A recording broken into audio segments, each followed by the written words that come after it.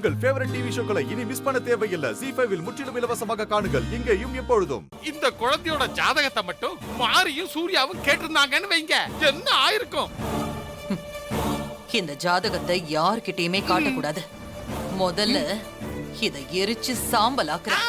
நீங்க ரூமுக்கு போங்க, நான் வத்தி புட்டியோட வரேன். குழந்தைகளுக்கு ஜாதகம்லாம் எழுதிட்டீங்களா? எழுதிட்டேயா.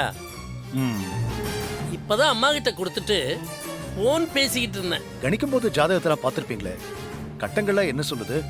மற்ற 2 ஜாதகத்தை விட 3வது ஒரு குழந்தை ஜாதகம் லட்சத்துல இல்ல கோடியில ஒரு ஜாதகம் ஐயா.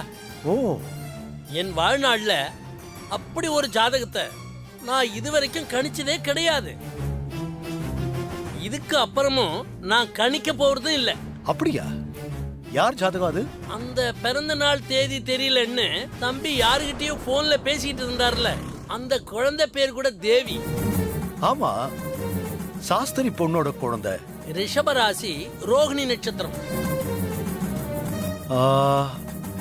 நீங்க என்ன சொன்னீங்க?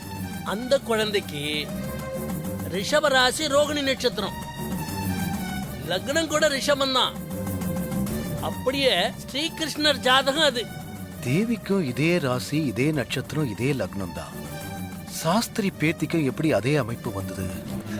சீக்கிரம் மிரட்டாதீங்க சிஸ்டர், கை நடுக்குது. யூத் இல்ல, கண்ணி வேற இருக்குது.